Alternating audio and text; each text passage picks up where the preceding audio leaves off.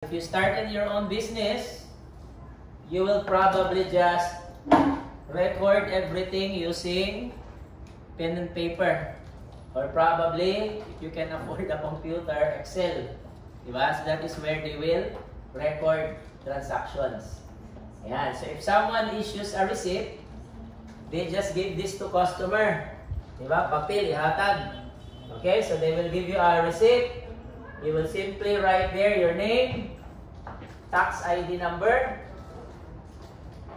receipt date, ID, date issued, amount paid, okay, address, how much you will be paying, this is the amount paid, this is the total bill, okay, and then we have here, for example, in payment of. Yan. Okay, so let us add value sa in payment of because it's missing something. So let me add here, for example,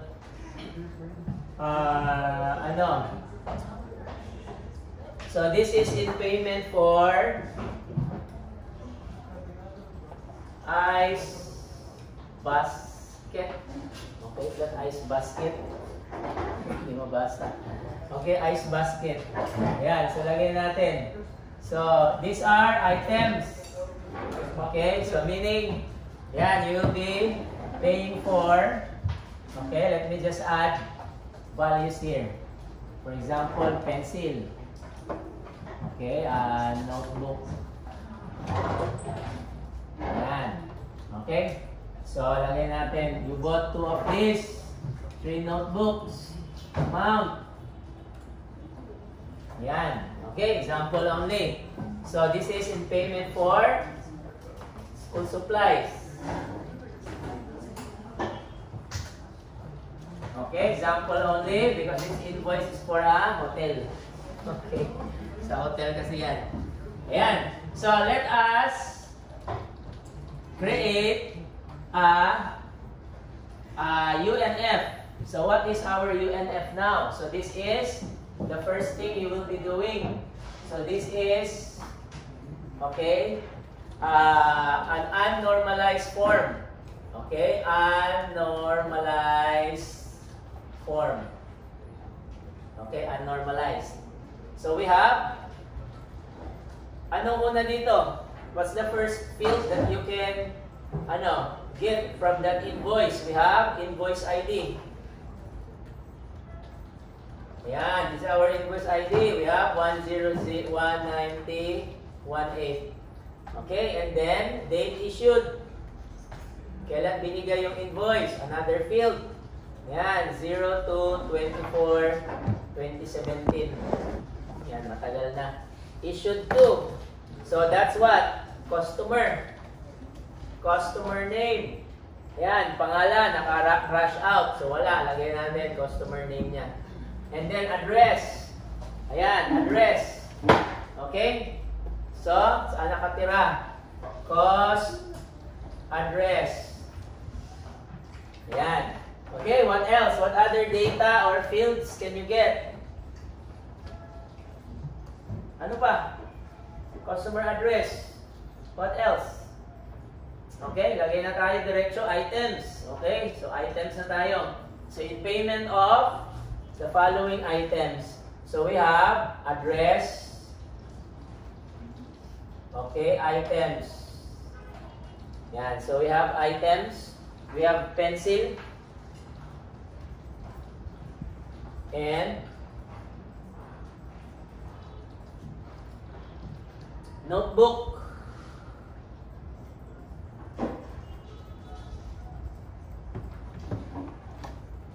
Ayan, pencil and notebook. And then, amount. Magkano ang isang notebook? 1,000. Magkano ang isang pencil? 1,000. Notebook, 500. Okay, and then let's separate the quantity. Quantity is another field. Okay, lagyan natin dito, quantity. 2 ito 3. Ayan. Okay. So, ayan. That's it. So, we have our UNF. So let's convert this to 1NF. One normalization form. So based on the invoice given, let's convert to 1NF. So to convert this to 1NF, we follow the flow chart. Okay, asan na yun? Ayan. So this is our UNF. We remove multi-value attributes to have first NF. So 1NF, remove the multi-value attributes. We will have 10918, 109018, 022417. Okay. Davao. Pencil.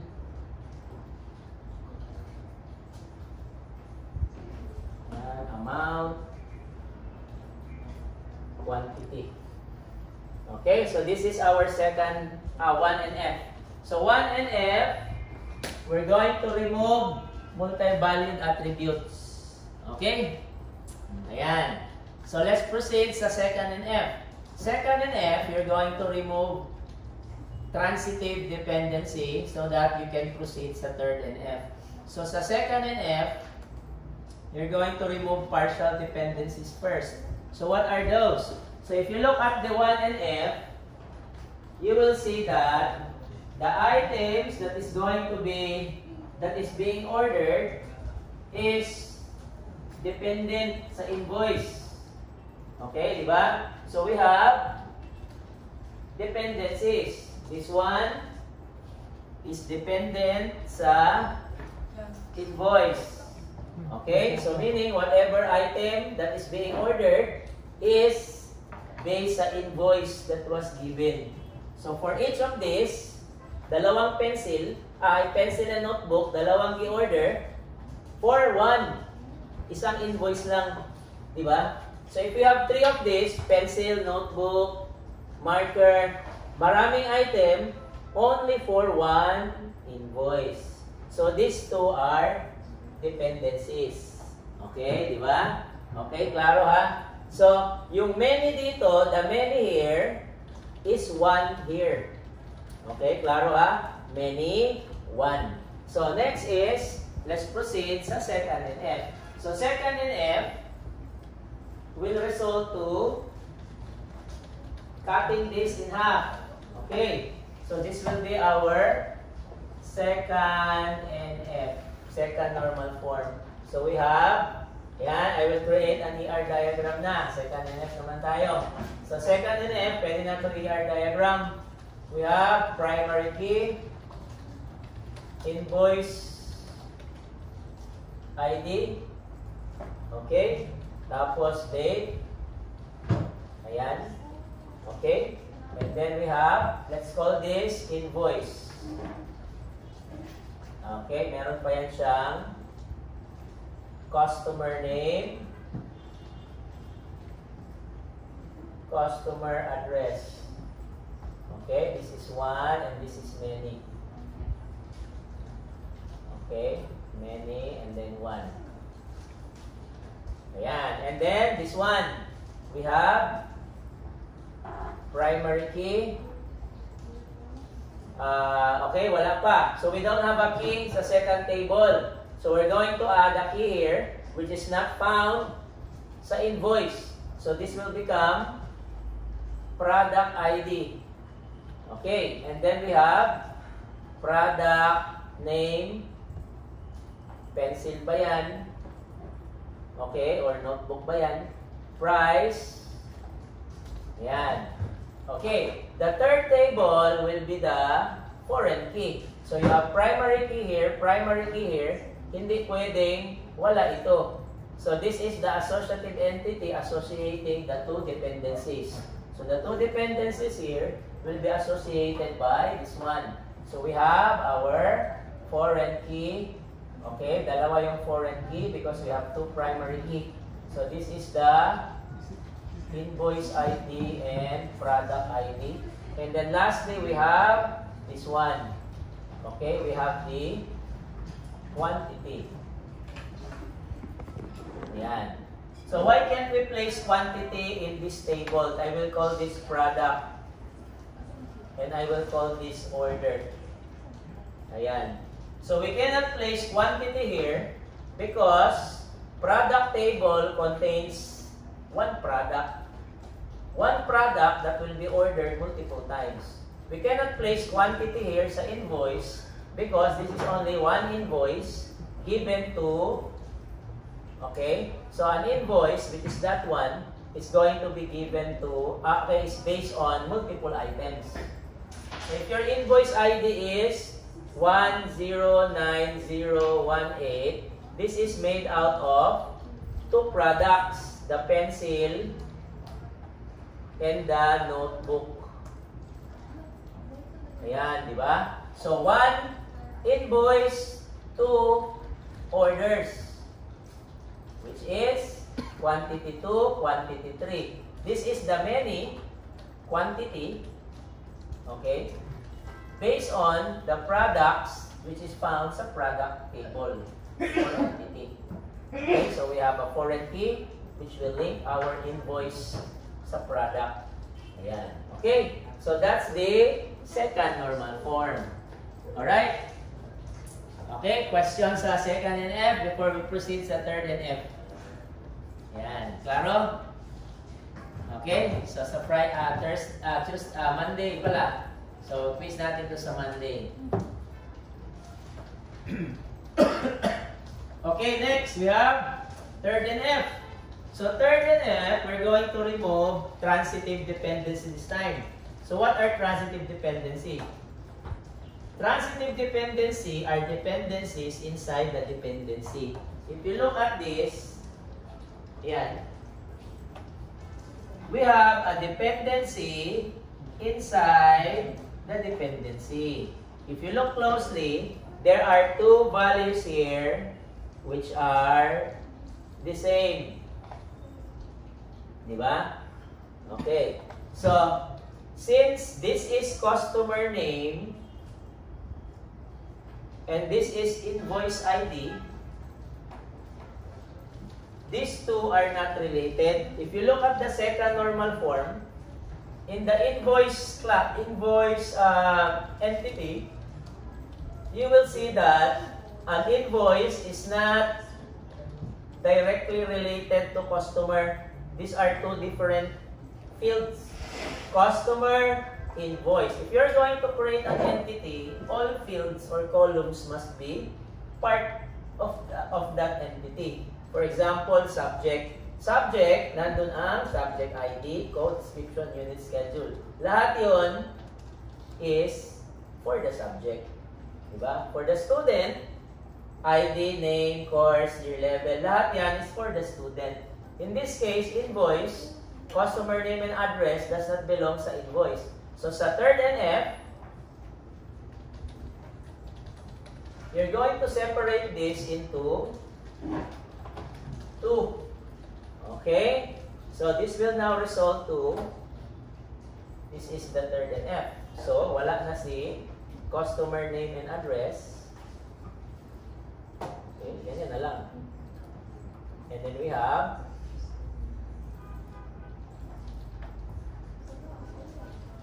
customer entity. So you're going to add customer ID, customer name, customer address. Ayan, this is one customer, many invoices. Okay, ganyan. So that's the outcome now. So in this case, we're going to use the customer ID. So may customer ID na tayo dito. So this is the customer ID which will become our foreign key. Ayan. Okay?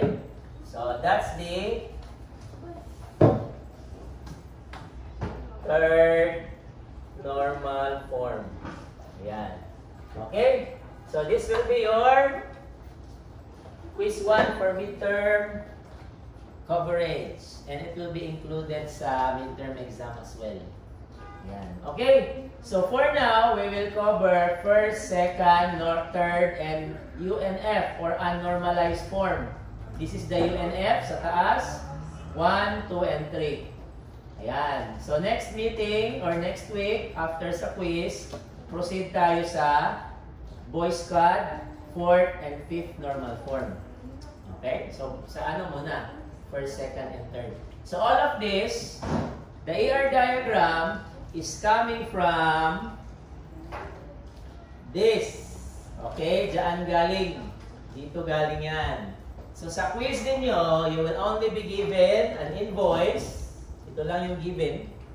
Okay? Tagaan mo mga printed documents like yung ani. Okay, yan.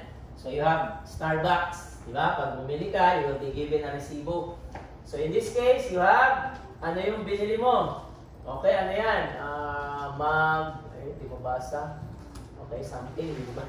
You have quantity, unit price, total. Okay, so ganyan. So you're only be given a receipt. And then, like this one. And then, the solution is you're going to create a UNF, 1NF, second NF, third NF. The second NF and third NF should be an ER diagram. So ER diagram na ang second and third NF. Okay? Sa first and UNF and first, hindi pa siya ER, table lang siya, table. Yan. Okay? So, ayan. So, I will give you a copy of this later this week. And then, this will be your quiz 1 coverage. Ayan. Okay? Alright? Questions? Clarifications? Ayan. So yun lang quiz and exam ninyo for midterm. Ayan, no need to ano this. You can read this if you want. Okay, for your quiz 1, diretso na tayo sa 1NF, UNF, 3rd NF. Ayan, okay? Alright. Ayan, and here are some examples. Ayan, okay? So I will also upload this one. Isama ko lang yun dun. Ayan, okay? So, clarifications, none so far. Okay, nasabtan ha? Okay, basig sa quiz date pa mo mag-ask kung question. Hindi na mo ka-ask. Kaya mag-quiz naman to sa Monday. So, asking question is only during lecture. Pag gumana sa lecture, hindi na pwede. Kaya quiz na sa Monday. Yan. Okay? Yan. Ulit pangutana. Sige, so yan lang ha. 1, second, third, and UNF. Okay, study that one. Especially sa mga gamay o grado sa prelim. Yan, okay? So if you fail your prelim, you need to make up sa midterm. Okay, if you can't make up sa midterm, you have last chance to make up sa pre-final. Otherwise, you're going to repeat the subject. Okay, ulit kayo. So, yan lang yan. You need to make up. Okay? So, attendance tayo today.